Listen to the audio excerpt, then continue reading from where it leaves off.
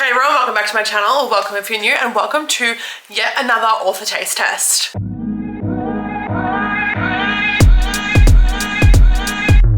This video has gone on for a very long time. We are reading from QB Tyler today. I read my first QB Tyler book back in April, May before I went on holidays, and then I just stopped reading it, and then I picked her up towards the back half of the year and now getting around to wrapping up this series.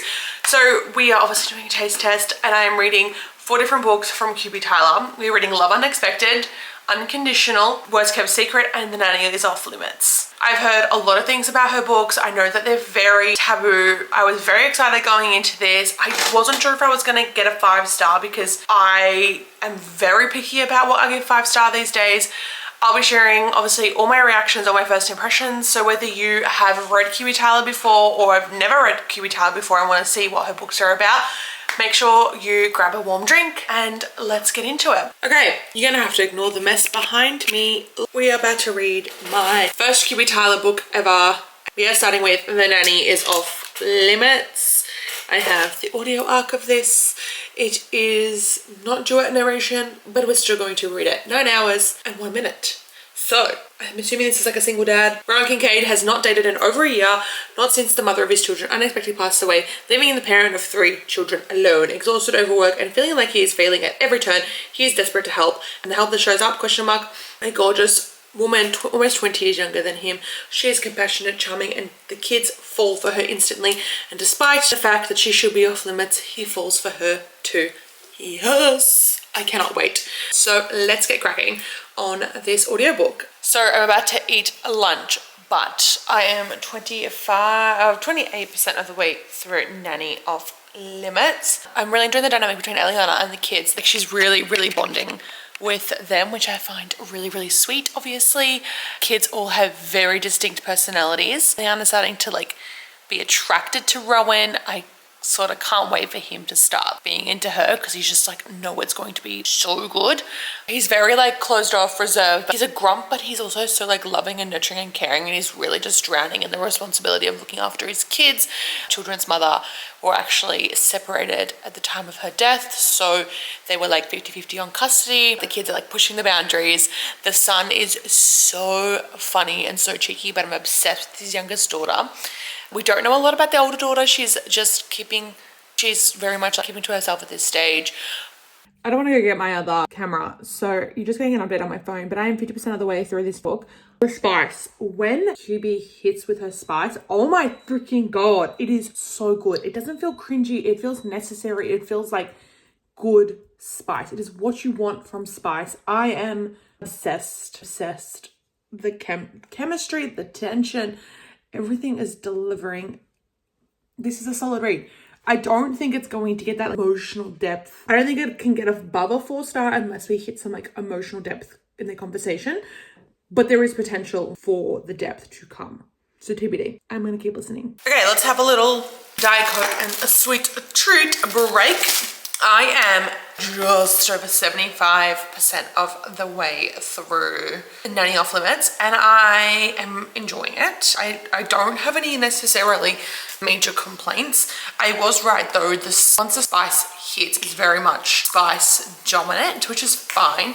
I am really enjoying it though, because it's like what I really needed at the moment. I've been doing a lot more like romance heavy, not a lot of spice heavy books. So I have really enjoyed it so far, because it's just exactly the palette cleanser that I needed.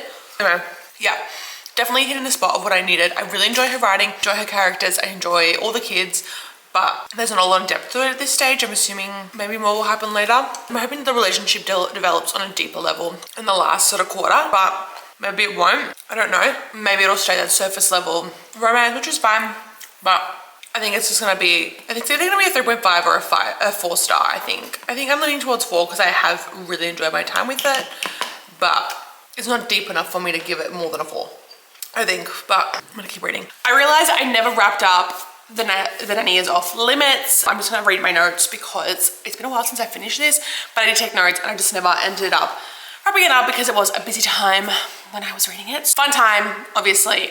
I have no complaints. I loved the dynamic between Eliana and Rowan. It was chef's kiss.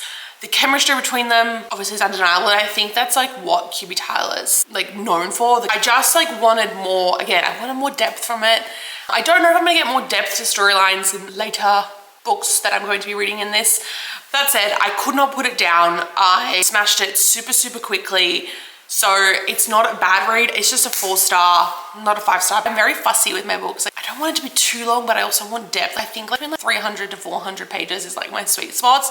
So finding that right length can be hard. And then sort of the last thing that I want to say is that the kids, oh, I loved the kids. They brought so much humor and sweetness and lighthearted, fun moments to this romance. The vibe between all 5 of them was just so effortless and sweet. And when Rowan finally let Eliana in, like trigger warnings, I did love it though.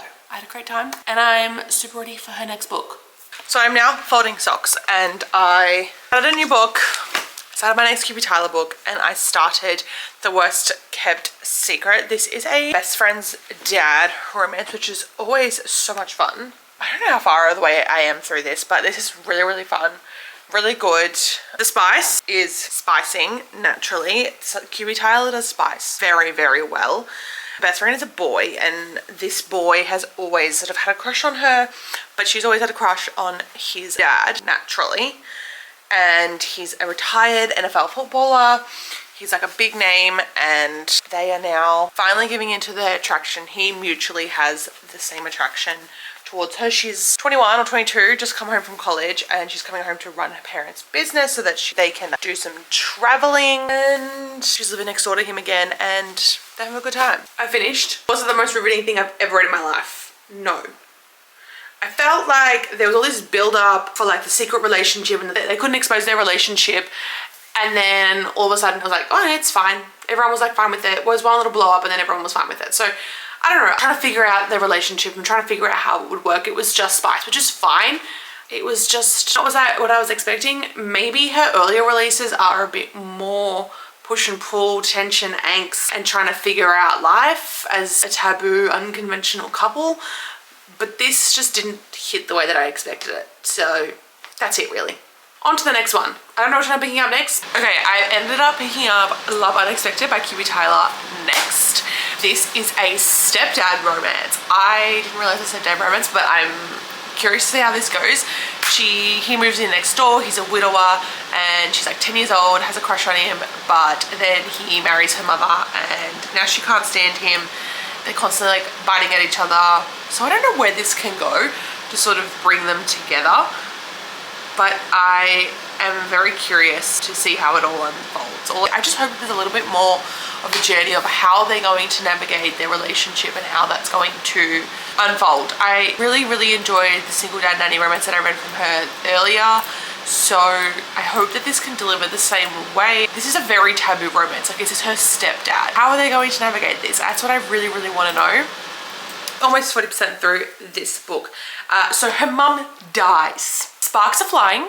You can see that he's like forming an attraction to her, which is a slay in my mind. There is like tensions growing and I'm really into it. I think it's a great book so far. Enjoying the speed at which they're developing a relationship. I'm just curious to see how they navigate the challenges. I'm enjoying sort of all the funny, sweet moments that they're trying to sort of figure out. Her dad has come back into the picture, so she's trying to navigate that relationship and he's like there to support her. I want to enjoy this. So yeah, I'm gonna keep going because I'm intrigued. All right, it didn't hit. I think I gave it a 3 stars. I found the jump from like stepdad to boyfriend very sudden, didn't flow. I didn't really get into their chemistry fully. Definitely a lack of like internal struggle and actual conflict on how they could navigate a relationship. This is a very unconventional relationship, had a lot of strings attached to it, a lot of negative connotation. It was just very much glossed over and it was like conveniently wrapped up. And I think that's the thing that I struggle with in taboo romances. There needs to be some sort of struggle, some sort of battle on how they're going to navigate this without making problems for themselves and the community. There could have been a little bit more depth to the romance. There was just information lacking. Naturally, it's going to be unrealistic, but I do think had it been less rushed, it would have been better. Like I said, it wasn't a total miss, so that's that. We're doing another really bad angle update, but it's almost time to watch Dancing with the Stars. So I'm gonna quickly get ready. I have started Unconditional by QB Tyler, which is my last QB Tyler book for this challenge. And so basically this girl's parents are involved in a murder suicide. So she's on her own and the cop that finds her takes her in because she has no one. And flash forward 10 years, she's 17 and she has the biggest crush on him. He has the biggest crush on her. He's so attracted to her and they constantly fight. So yeah, I'm really like early stages. I'm into it. I really need to be sold on the fact that they're soulmates. I am not quite there yet, especially because he did have a good chunk of time growing up and raising her, maybe 20% of the way through it. So I don't really have big opinions just yet, but I am intrigued to see how she does this. Because besides the first one, which obviously was not super taboo, the taboo ones that I've read so far, like there's not a lot to dealing with like the fact that the relationship is taboo. It's just kind of like conveniently managed, I feel. Maybe I'm just expecting too much and should just vibe with it. But I do enjoy them as like a different sort of book, different style of read. They're just not blowing me away. And I don't think that I'm going to give any of them above a 4-star because there has to be some sort of journey. I mean, this potentially could have the ability to be a 5-star pending how it's dealt with, but I don't know. We will see. Our skincare is done. Time to go down and watch Dancing with the Stars. It is Halloween week and I am so excited. I don't know who's gonna get eliminated. I'm still rooting for like Whitney, Alex, Robert. I love Elaine. I'm really enjoying Danielle. Jordan Childs' dances are phenomenal. I think she's got like a long way to go. I really think that the final 4 will be Jordan Childs, Whitney, Alex, and Rob. Let's go. I'm gonna go watch that. I'll update you when I've listened to more after the show is finished. So I would say I'm about 50%. I am enjoying it. They got caught and got called out just before. I'm worried that we're gonna end up in another situation where there's just like a convenient resolution and allspice, which isn't always a bad thing, but I feel like I'm beating a bit of a dead horse. Like, why is there no sort of proper resolution? Why is it always just conveniently wrapped up and easy to like navigate? I don't think it should be that easy. I think we need a little bit more grit given that like the stakes are so high. Like, make it make sense. I don't understand. I don't know, maybe I'm being super picky, but I kind of just expected a little bit more in like how it was going to go. So I don't have a lot to say other than I was hoping we would have a little bit higher stakes on comparatively to like what we got. I don't know. I am going to keep reading though, and I'll update you when I finish. I'm gonna go have another tea as well. I just finished Unconditional and I'm surprised to say that I actually quite enjoyed it. It is very, very taboo. Like, the age gap is significant. She was 7 and he was 23 when she moved in with him. So he did raise her. So it is very taboo. So do know that going into it. I don't have an issue with taboo romance. Like, I'm not like icked out about it. It doesn't give me the ick. I'm not worried about that. I think a lot of the focus is on the spice, which is fine if you want to enjoy it. I did really vibe their connection, but I think a lot of QB's books are very surface. They're not very deep. We don't get deep enough for me, unfortunately. Like, we obviously see a lot of the way they handled how their relationship sort of off like page. So that's kind of, I guess, a little bit of a critique. I don't like that they do that. That's really all I have to say. See you in the outro. Okay, that was my QB Tyler taste test. And look, it was a wild ride. I can understand why people love her.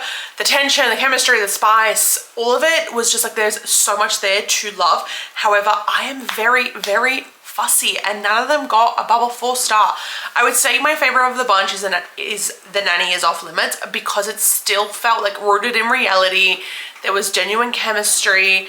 They tackled a lot of things like head on and there was a way, it just felt real and like they navigated their challenges more authentically and what made sense. After that was Unconditional. Now definitely this was like pushing the taboo limits, but I did like the way that it wrapped up and was like ended. I thought it was a great way of doing a very, very taboo, very unconventional pairing and still making it feel like they had to actually tackle challenges in their taboo relationship. The Worst Kept Secret was also very, very fun, but the ending conveniently wrapped up didn't hit the way that I wanted it to. I thought it was going to give me a little bit more push and pull, a little bit more of like they actually had to face some problems, but it didn't. And then my biggest letdown, I would say, was Love Unexpected. I think it was a little bit too far for me. I just think they could have given me some more emotional moments, and it was very forgettable. I've already sort of forgotten a lot of what it's about. Overall, did I find a new favorite author? No. Will I come back to her and read some more of her books? Probably. I do understand the hype, and if I want just like a spicy palate cleanser, I think that this is the way to go. Like I said, they're just very spice dominant books, which is more than fine. But if you've read Kimmy Tyler, please let me know which books I should pick up next, because I am keen to try and see how I feel. And if there's any that you think that I would change my mind about her, let me know. So if you enjoyed this video, don't forget to like and subscribe. Thank you for watching, and until next time, happy reading.